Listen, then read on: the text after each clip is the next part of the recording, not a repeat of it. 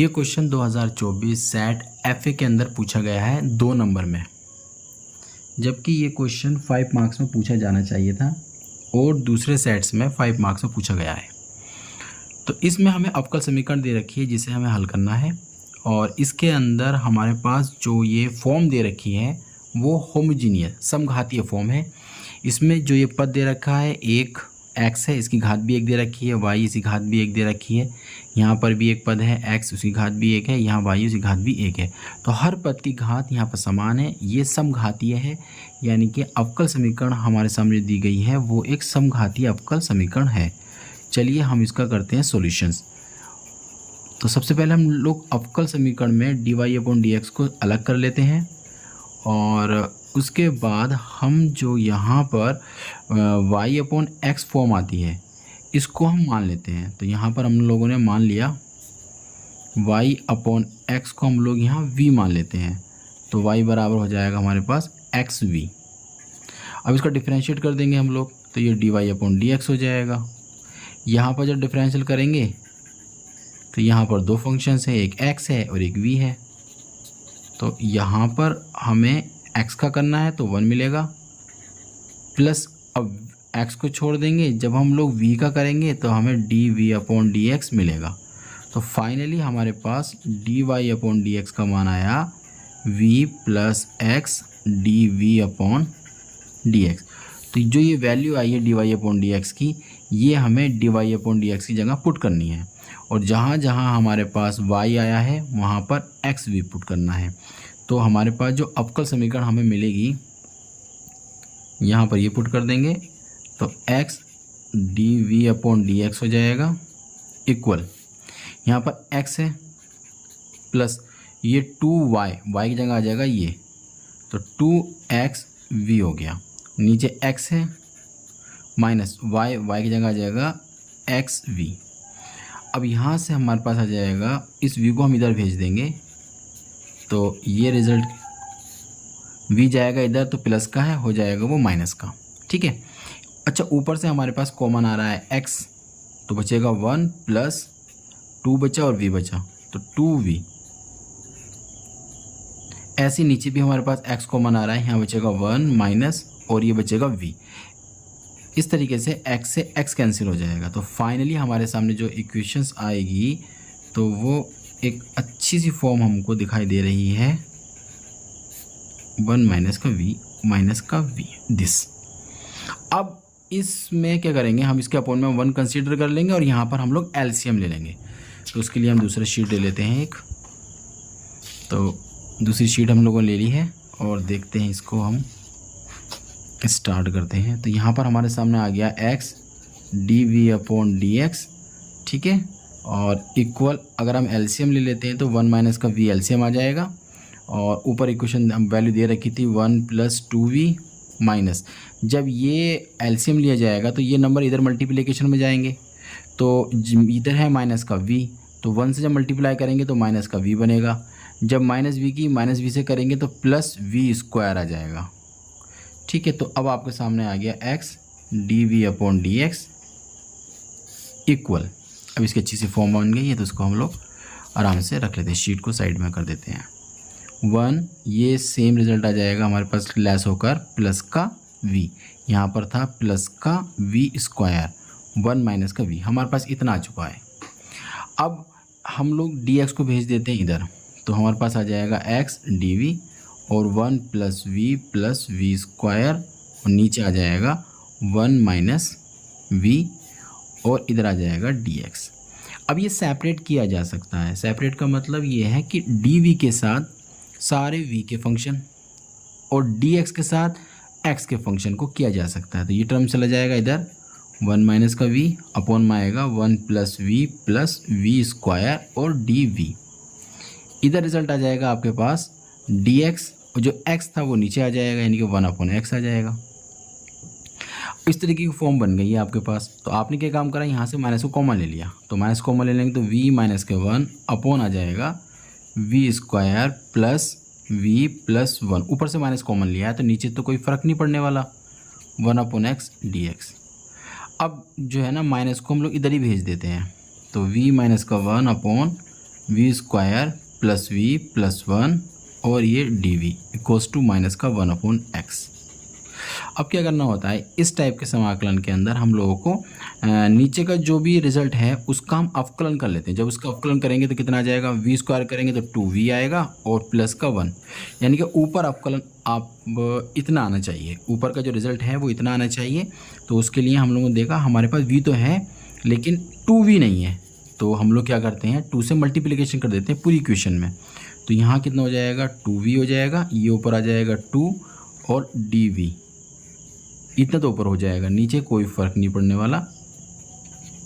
उसके बाद हम लोग 2 बचा देते हैं इधर, तो ये 2x हो जाएगा। अब यहाँ समाकलन कर लेते हैं, समाकलन करने पर तो यहाँ समाकलन का सिंबल आ जाएगा। तो इस तरीके से ये फॉर्म बन गई आपकी, 2 बाहर ले लेंगे, समाकलन 1/x dx हो जाएगा। साथ में चाहो तो इसके कांस्टेंट भी ऐड कर दीजिए, ठीक है। तो हम लोग प्लस का कांस्टेंट c ऐड कर देते हैं। यहाँ तक हम लोग आ गए। इसके बाद क्या है कि हमें जो नीचे फंक्शन दे रखा है उसका हम लोग अवकलन किया था तो 2v प्लस 1 मिला था। यहाँ पर 2v तो हम लोगों ने बना लिया है लेकिन प्लस का 1 हमारे पास अभी नहीं आया है, तो हम लोगों ने क्या काम करा, प्लस का 1 ऐड कर लिया और एक हमने 1 क्या है माइनस कर दिया। -2 हमारे पास एक था ही, उससे हमने कोई छेड़छाड़ नहीं करी है, बाकी सब कुछ ऐसे रहा। dv हो गया, इधर माइनस का 2, 1/x का मतलब हो जाएगा log x, है ना, ये log x हो गया और ये प्लस c हो गया। इस तरीके से यहाँ तक हम लोग आ गए हैं। इसके बाद हम थोड़ा सा यहाँ ये काम करेंगे कि ये जो टर्म्स आया इसको हम एक साइड कर लेंगे, -1 -2 -3 एक तरफ कर लेंगे। यानी कि अब जो हमारे सामने कंडीशंस बनकर आएगी वो थोड़ा सा हम सेट कर लेते हैं इसको। तो ये आ जाएगा 2v plus 1 upon v square plus v plus 1 और ये माइनस का 3 हो जाएगा, माइनस का 3 और v square plus v plus 1, ये बन जाएगा इतना। अलग अलग करने के बाद समाकलन और dv माइनस का 2 log x और ये प्लस का c, इतना हो गया।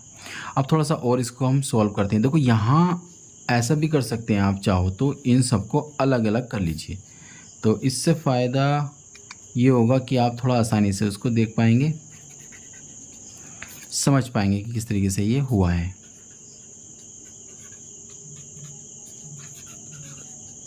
यहाँ माइनस का 2 है और log x प्लस c। अब यहाँ थोड़ा समझने की कोशिश करते हैं। जैसे यहाँ पर एक कंडीशन होती है, नीचे का अवकलन अगर ऊपर आ जाए, नीचे का अवकलन ऊपर आ जाता तो हमारे पास एक कंडीशन होती है जिसमें हम पढ़ते हैं कि नीचे का अवकलन यानी कि मान लेते हैं हर है, उसका ही अवकलन ऊपर दे रखा है, तो हमारे पास जो रिजल्ट निकल कर आता है वो आता है log हर। ये हमारे पास एक कंडीशन बन जाती है, ठीक है।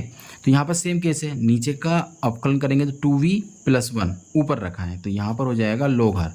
log हर में ये रिजल्ट है आपका सामने यहाँ आ जाएगा, यानी कि v square plus v plus 1 आपका आ जाएगा -3। अच्छा, इस टाइप के दो घात की समीकरण अगर नीचे आ जाती है तो हम उसमें क्या करते हैं, हम उसमें पूर्ण वर्ग बनाते हैं।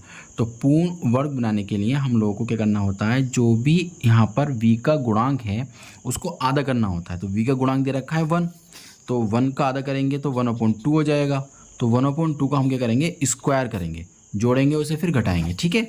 तो यहाँ पर थोड़ा सा काम हो जाएगा ज़्यादा, वी स्क्वायर प्लस वी, हमने v का गुणांक देखा तो 1 था, तो 1 का आधा करेंगे 1/2 हो गया, उसका हम लोग वर्ग करेंगे और उसके वर्ग को जोड़ेंगे भी, उसके वर्ग को घटाएंगे भी।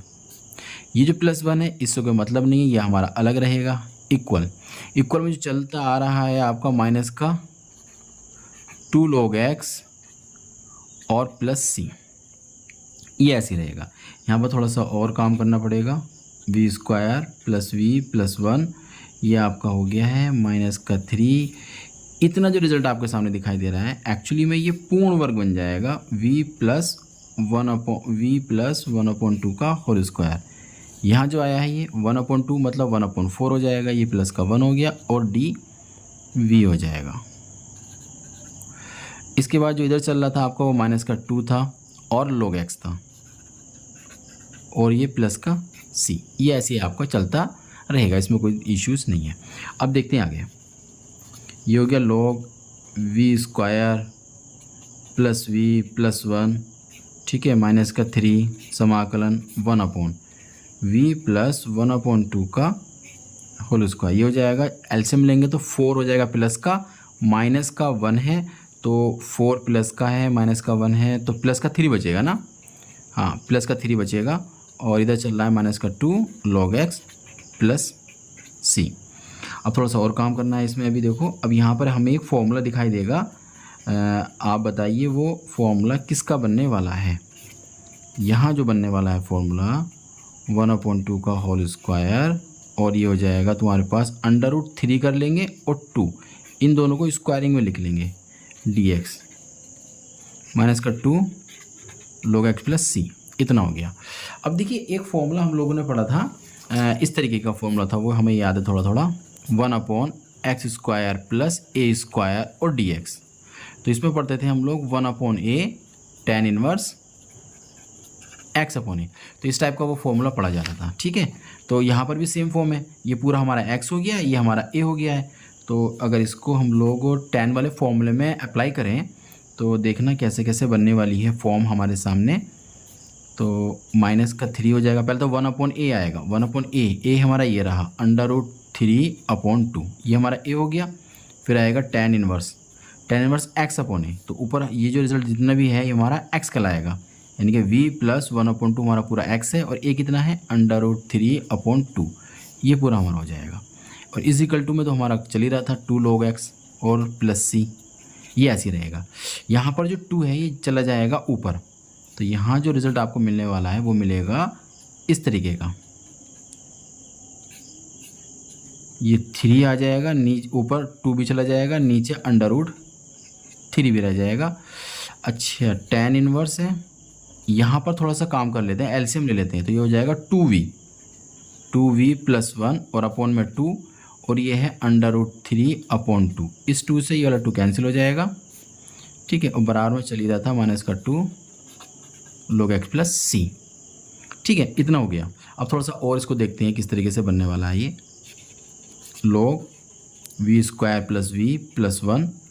यहाँ पर थोड़ा समझते हैं, यहाँ पर 3 की पावर 1 और नीचे 3 की पावर आधी अंडर रूट में है, आधी पावर होती है, तो 2 तो हमारा ऐसे ही रहेगा, और आधी पावर जो 3 की है वो इसमें से बच जाएगी, यानी कि √3 ऊपर आ जाएगा, ठीक है। उम्मीद करता हूँ ये बात आपकी समझ में आ गई होगी। tan इनवर्स 2v प्लस 1 नीचे बचा हमारे पास √3 हो जाएगा, ठीक है। और जो बराबर में चल रहा था माइनस का 2 log x प्लस सी, वो हमारा ऐसे ही रहेगा। अब इसके बाद थोड़ा सा काम और करना पड़ेगा, एक नई शीट ले लेते हैं उसके लिए। अब इसके बाद थोड़ा सा और देखते हैं इसके अंदर अब क्या बन सकता है। अब हम लोग ऐसा करते हैं कि जो v का मान है ना, जो v का मान है वो हम लोग यहाँ पुट कर देते हैं, जो हमारी फर्स्ट शीट में हम लोगों ने माना था। जो v का मान था v, वो ये रहा, v माना था y/x, वो हम यहाँ पर पुट कर देते हैं। चलिए, तो यहाँ पर थोड़ा सा लिख देते हैं, पुटिंग v बराबर y/x। देखते हैं क्या क्या फॉर्म बन जाती है हमारी।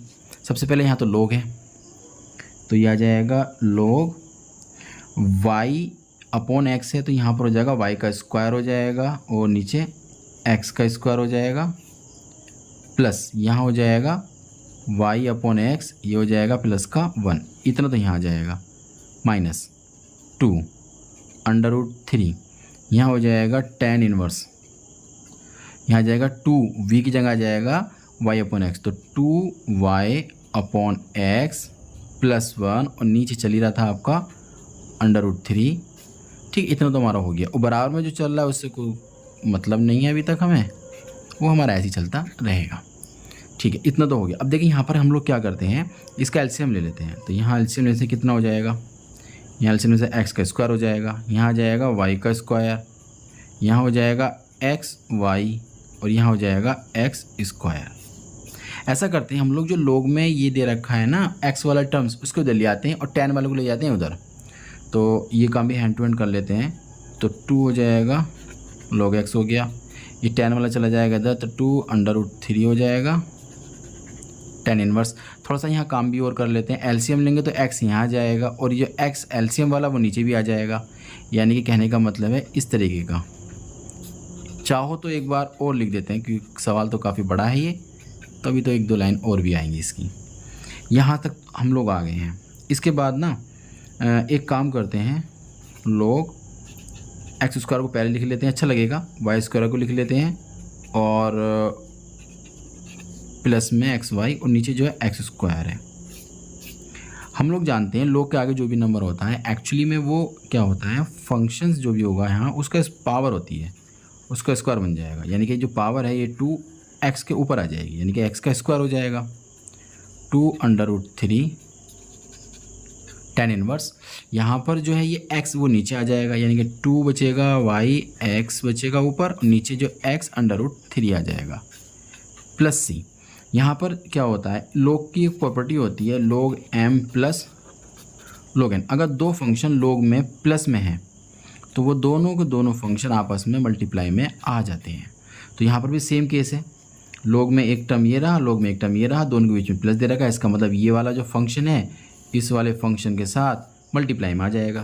तो रिज़ल्ट आएगा x square plus y square और एक्स वाई अपॉन में एक्स का स्क्वायर डॉट एक्स स्क्वायर। ये पूरा log के साथ आ गया, पूरे ये log के साथ आ जाएगा।